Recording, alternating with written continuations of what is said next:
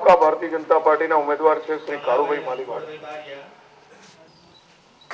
છેલ્લા 15-20 વર્ષથી રાજકારણમાં કામ કરે છે અને આપ સૌને ખબર છે લીમડિયામાં જે બનાવ બન્યો હતો એમાં લગભગ 8 મહિના સુધી એ મોટો બનાવ હતો. એમાં 8 મહિના સુધી જેલમાં રહેવાનો પણ પ્રસંગ બન્યો હિન્દુત્વના કારણે. ગયા મહિનામાં એટલે 11મી ઓક્ટોબરના દિવસે એ કેસ પૂરો થઈ ગયો અને એમાં નિર્દોષ છૂટ્યા છે. પાર્ટીએ નક્કી કર્યું કે હિન્દુત્વના મુદ્દે 7 મહિના માટે આપણા સૌ માટે જે માણસ જેલમાં ગયો તેને ચૂંટણી મળે. નિર્દોષ છૂટ્યા પછી 12મી તારીખે ચૂંટણી છે. પણ આ ચૂંટણી વિકાસના મુદ્દા ઉપર નહીં, સલામતીના મુદ્દા ઉપર લડાય છે. સલામતી આ ચૂંટણી ગોધરાના મુદ્દા ઉપર લડાય છે. લડાય છે ને ગોધરાના મુદ્દા ઉપર. તમે અમેરિકામાં જાઓ તો ગુજરાત વિધાનસભાની ચૂંટણી આવે તો કે ગોધરા. તમે ઇંગ્લેન્ડમાં જાઓ ગુજરાત વિધાનસભાની ચૂંટણી આવે તો કે ગોધરા. તમે દિલ્હીમાં જઈને પૂછો કે ભાઈ ગુજરાતની ચૂંટણી તો કે ગોધરા ઉપર. તમે આખા ગુજરાતની 182 બેઠકો ગોધરાના મુદ્દા ઉપર લડાઈ છે. ગાંધીનગરની ચૂંટણી છે, ગુજરાતની ચૂંટણી છે અને લડાઈ છે ગોધરાના મુદ્દા પર. ગોધરામાં એવું તો શું બન્યું? 58 લાશોની આપણા ભાઈ બહેનોની લાશોનો ઢગલો બળીને ખાક થઈ ગયેલી, ભડસું થઈ ગયેલી લાશો. આજે પણ એ ચિત્ર, એ બનાવ, એ વાત રાત્રે સ્વપ્નમાં આવી જાય છે તો આખી રાત ઊંઘી શકતો નથી. અને મારી જિંદગીમાં હું જીવીશ ત્યાં સુધી આ બનાવને હું જિંદગીમાં ભૂલી શકવાનો નથી કે આ બનાવને હું માફ કરી શકવાનો નથી. ડબ્બાની અંદર આગળ ગયો, એક પેલો પંખો આવે છે ને ઉપર, જોયો છે ને આપણે રેલવેમાં, જાળીવાળા પંખા જોડે 10, 12, 15 મહિનાના બાળકની લાશ ચોટી ગયેલી. મારા મનમાં વિચાર આવ્યો કે 12 મહિનાના બાળકને ખબર નહીં હોય કે મુસલમાન શું કહેવાય ને હિન્દુ શું કહેવાય, ધર્મ શું કહેવાય, કઈ ખબર નહીં. એ 12 મહિનાના બાળકનો શું વાંક હતો, શું ગુનો હતો કે એને તમે જીવતું સળગાવી દીધું? આ સળગાવી દેવાનું જે કૃત્ય છે ને એ ભયંકર, ઘાતકીમાં ઘાતકી, ક્રૂરમાં ક્રૂર જો કોઈ મારી નાખવાની રીત હોય તો માણસને જીવતો સળગાવો, ક્રૂરમાં ક્રૂર રાક્ષસી કૃત્ય. તમે કોઈને તલવાર મારો, ધાર્યું મારું ડોકું કપાઈ ગયું, કેટલી વાર લાગે?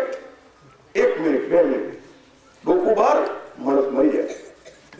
તમે કોઈને ગોળી મારો, ગોળી વાગી 2-3 મિનિટ તરફડે, માણસ મરી જાય. વેદના ના થાય, સહન ના કરવું પડે. તમે વિચાર કરો એ ટ્રેનમાં કેવો બનાવ બન્યો છે. આગ લાગી, ચારે બાજુથી આગ લાગી.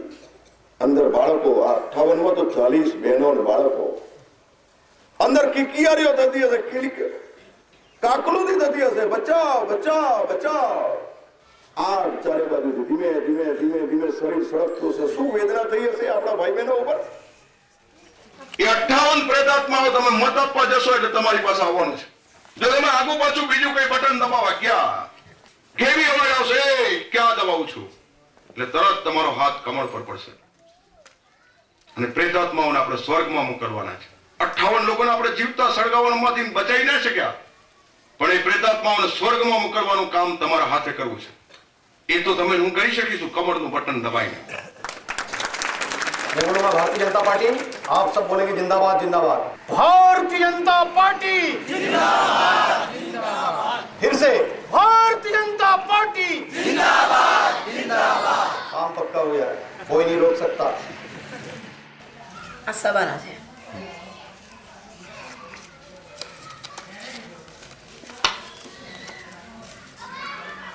અમારા સાસુ સસરા છે. આ નંદો છે, રૂકાયાબેન આદમભાઈ. આ સુહાના છે, નણંદકી છોકરી. પછી આ સબાના છે, અને અમારી આ રેશમા છે. तो ये सब लोग को હા મારી કર્યો, આ 2 મારી કર્યો, આ મારી કર્યો, આ 2 મારી કર્યો, અને એક મારા નણંદના છોકરાની બહુ મારી કરી, તાજુ બીબી નામ છે.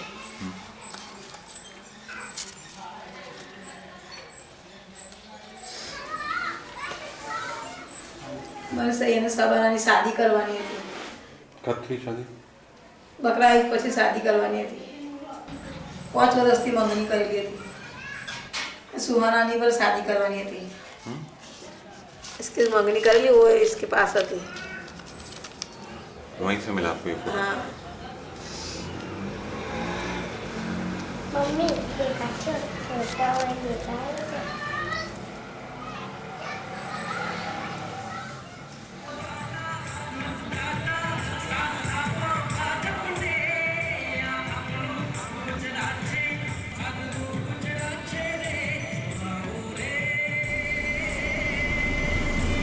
So you're still active as a lawyer? Yes, I am among the lawyer. I am lawyer first, politician, but politics is also run parallelly with me. पिछले बार पंचमहल में 8 सीट में से 6 कांग्रेस की थी। ये सभी सीट हम ले लेंगे, सभी सीट। बड़ी एक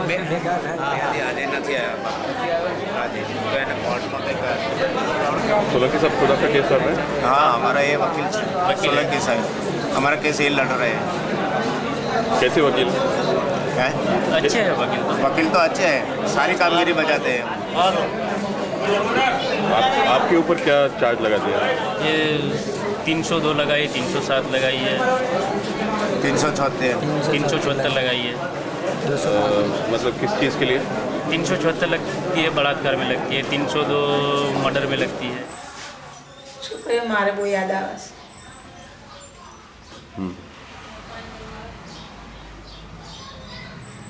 બીજો છોકરો જો उसको नहीं याद આવે છે।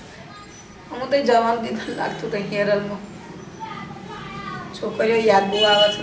મારી છોકરીઓ બહુ સરસ હતી। છોકરીએ શું કર્યું? એમને શું જોયું? એમને એટલી બધી સ્વિમિંગ પડી હતી કે છોકરીઓને મારીને એ કરી નાખ્યું। એમની ઇજ્જતો લૂંટ્યો, એમને મારી કાઢ્યો, છાતી કાપી કાઢી છોકરીઓને ચીહોચી કરતી તો છોકરીઓ। અમારે તો 7 જણ મરી ગયો, એમને તો અમારે તો 7 જણ મરી ગયો। અમને કેવું થતું છે? એમને 1 જણમાં 2 જણ જેલમાં ગયા તો એમને દિલને કેવું થાય? તો અમારા દિલને કેવું થતું છે? અમારી જવાન છોરીઓ મારવાનો વિચાર ના આવ્યો? ઇજ્જત લૂંટ્યો છોરીઓને, એની મા બાપનો ઘરમાં નથી આવ્યો।